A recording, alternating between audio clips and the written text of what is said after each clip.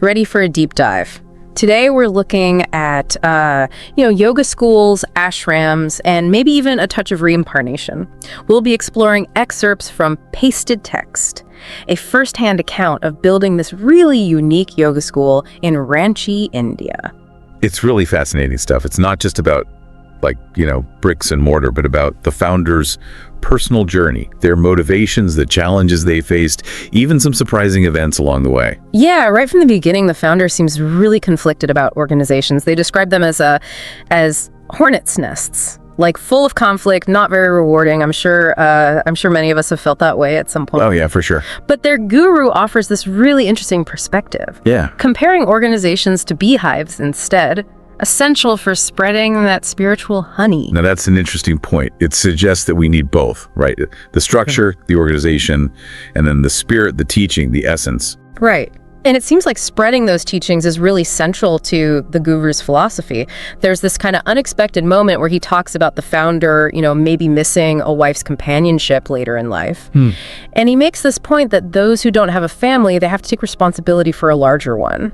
Interesting take on the idea of service and contribution. It is, yeah. And for the founder, this led to the aspiration of establishing a school for boys, with a focus on well-rounded education. Not just academics, but also moral and spiritual guidance. I see. Which leads us to the founding of the Brahmacharya Vidyalaya in Ranchi. Okay. This school was really something special. It blended traditional academics with industrial training, spiritual practices, and even included this system called Yogoda. Yeah, a system of physical development. Wow. So what was that all about? Well, imagine students doing these incredible feats of strength and endurance after learning these techniques. Really? That's amazing. Yeah. It really highlights the potential that might be dormant within us, That's fascinating. Now, in the middle of all this talk about this groundbreaking school and these impressive physical practices, a pet deer kind of enters the picture. A deer? Yeah, a pet deer. It's a really sweet story, actually, and it reveals the founder's compassion, but also teaches a difficult lesson about attachment and loss. Oh, I see. So the story of the deer, it's kind of like a reminder about love and letting go. Exactly. The founder learns this tough lesson. Sometimes, even our love can hold others back from their natural progression. That's a powerful thought. Yeah, to think that sometimes letting go is the most loving thing we can do. And despite the emotional weight of this whole deer story, the school continued to thrive. It expanded, it became recognized for achievements in both academics and sports. This holistic approach to education was clearly making waves. It sounds like it, yeah. Mm-hmm. And I bet as it gained recognition, it started attracting attention from important spiritual figures. Exactly. And one such figure was Swami Paramahansa, often called the Saint with Two Bodies. Okay, now that's a name I haven't heard before. The Saint with Two Bodies. Yeah, we'll get into that. His visit to the school wasn't just an endorsement, though. He also delivered this fascinating prophecy. It was about a young boy's future. Okay. And what was the prophecy? Well, it was about the boy getting married, even though he wanted to live a monastic life. And to make things even more interesting, years later, it actually came true. Wow. So this prophecy wasn't just some, cool story. Mm-hmm. It suggests that even on a spiritual path, life has other plans. Like maybe surrendering to the unexpected is more fulfilling than just sticking to your original plan, Right. Makes you think about destiny and free will and all that. And years later, the founder has another unexpected encounter. This time it's with Paramahansa in Calcutta. It almost feels like fate was orchestrating these meetings. Like it was meant to be. Yeah. And this meeting with Paramahansa gives us even more insight into this wise yogi. He acknowledges the founder's progress, their spiritual progress. He even encourages the founder's father in his practice of Kriya Yoga. It's interesting how family plays a role even when the spiritual path seems so solitary. It is. But there's another key moment here. We see Paramahansa's inner strength despite his aging body. Remember when the founder asks him if his perception of God diminished as he got older? Oh, right. What did he say? His response was really profound. He said, "The beloved is more than ever with me now." Wow. So even as his body weakened, his connection with the divine grew stronger. Exactly. The spirit flourishes, even as the physical form, declines. And that's when Paramahansa reveals his plan to go to the Himalayas, to establish a hermitage, seeking further solitude and connection. It's like he's actively preparing for this next stage of his journey. He's collecting seeds for his future garden, planning for this simple life focused on the divine. So even those who are deeply realized continue to evolve on their path. And his decision to go to the Himalayas, it shows how diverse the paths within the yogic tradition can be. Yeah. And that brings us to the final chapter, at least in this narrative. We hear about Pranabananda's departure, but not from him, from his devoted disciple, Sanandan. And the way Sanandan describes Pranabananda's final days is pretty dramatic. He holds this grand feast, delivers an inspired sermon, and then, in front of thousands of people, he announces his intention to consciously leave his body. To consciously leave his body, is that even possible? Well, that's what the text suggests, yeah. It's a powerful illustration of yogic mastery, I guess you could say, over life and death. And his words, "I'm gonna kick the frame," are just, well, startling. It's like he's stepping out of an old garment, choosing the time and manner of his departure. And to think this is all achieved through Kriya Yoga, the same practice he encouraged the founder's father to pursue. It's incredible to think that level of control is even possible. I know, it's mind-blowing. But it gets even more interesting. We learn that Pranabananda was reborn. Reborn? Yeah. He continued his journey and eventually reunited with the legendary Babaji in the Himalayas. It's just such a captivating example of the cyclical nature of life and death as understood in these yogic traditions. It really makes you wonder about the possibilities beyond our usual understanding of life and death. Yeah. Like, what if consciousness continues? What if it goes beyond a single lifetime? I know, it's a lot to take in. So many surprises in this deep dive. From those unexpected prophecies to the lessons learned through, well, a pet deer. And it all ties back to this incredible yoga school, right? The founder's dedication to spreading the teachings and creating a space for holistic development. Absolutely. It really makes you wonder, what happened to the Brahmacharya Vidyalaya? Did it continue to grow and thrive? Did the students go on to share these teachings? You know? Yeah, that's a great question. Unfortunately, our source material doesn't get into those specifics. But it certainly sparks curiosity, doesn't it? What about you? What stood out to you the most? What was the most surprising or inspiring part of this whole story? Well, for me, it was that realization that even within an organization, a structured environment, individual spiritual journeys can still unfold.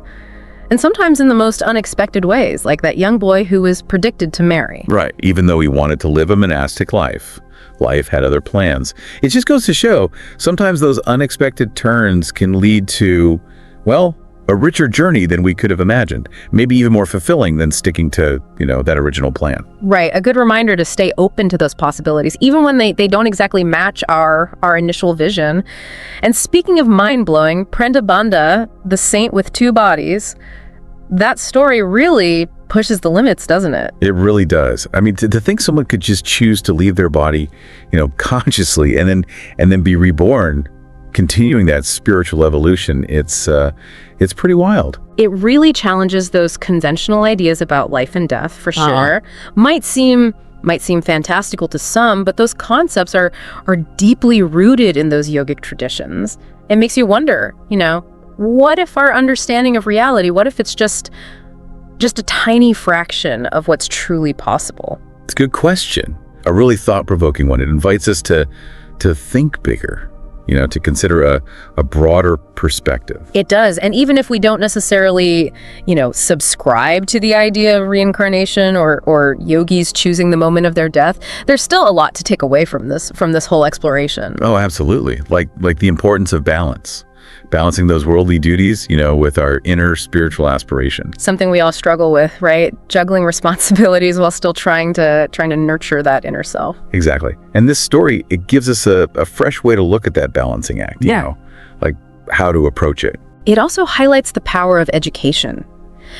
But not just any education that nourishes, the mind and body, but also the spirit. This school wasn't just about academics. It was about cultivating a deeper understanding of yourself and the world around you. Yeah, there's definitely more to life than what we see on the surface.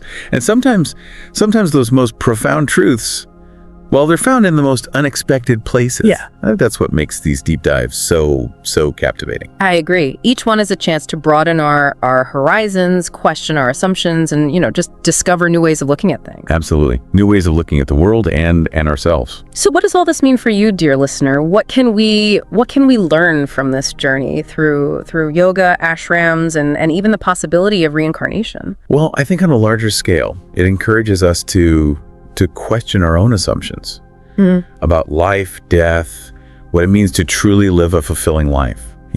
Are we open to exploring those different perspectives, even if they challenge, what we already believe? It's easy to get lost in the day-to-day, focus on that material world.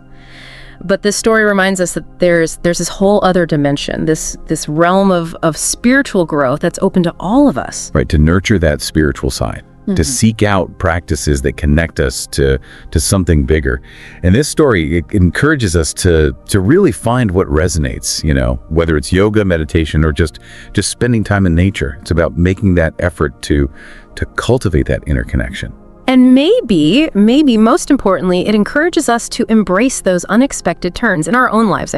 See challenges as opportunities to grow, and approach life with a sense of wonder and open-mindedness. Because who knows, right? What incredible adventures might be waiting just around the corner. Exactly. So as we wrap up this part of our deep dive, I'm curious, what resonated most with you? What new insights or even questions did this exploration spark for you? We've covered a lot.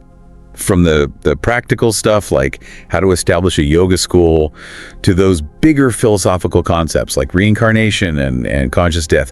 There's definitely something here for everyone to think about. That's the beauty of these deep dives, isn't it? They're like a jumping off point, a chance to go deeper into those topics that spark our interest and really expand our understanding of the world. And of ourselves, for sure. Absolutely. So, dear listener, we encourage you to keep exploring, to keep asking questions, and to stay open to all those infinite possibilities that life has to offer. Who knows what fascinating discoveries are waiting for you on your own personal journey, right? Exactly. And hey, maybe you'll even encounter a prophecy or two along the way. It's so easy to lose sight of the bigger picture sometimes, get caught up in our own little worlds. But this story, this whole journey, it really makes you think about potential, the potential we all have. Right, and that's what I find so fascinating about the founders' journey. Starting out, they were so hesitant about organizations, saw them as more trouble than they were worth. But with the guru's guidance, they realized that structure, it can be this powerful tool for spreading knowledge, for helping others. Yeah, like that beehive analogy. You need that organization to create the honey and to share it. And the founder, they really seem to take that to heart, building a school that provided those practical skills, but also nurtured, the students' spirits. And it makes you wonder, how did their experience with the deer, with that pet deer, how did that shape their approach to education? That lesson about letting go, about how sometimes love can hold others back. It's a subtle connection, but a powerful one. And then on the other hand, you have Paramahansa, this almost mythical figure who embodies the potential of those advanced yogic practices. His story is just, it pushes the boundaries of what we think is possible. It really does.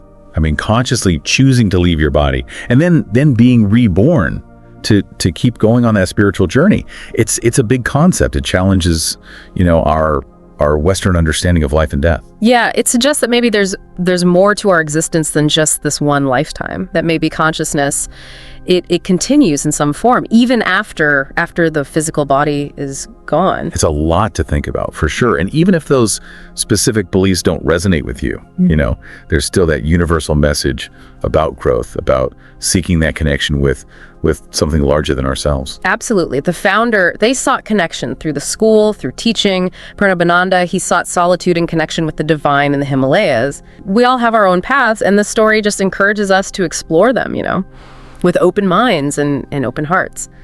So as we wrap up this deep dive, what are some of those key takeaways you hope our listeners will remember? Well, I think the biggest one is that we all have that potential within us, incredible potential, whether it's physical, like those students learning Yogoda, or spiritual, like Paramahansa's mastery of Kriya Yoga.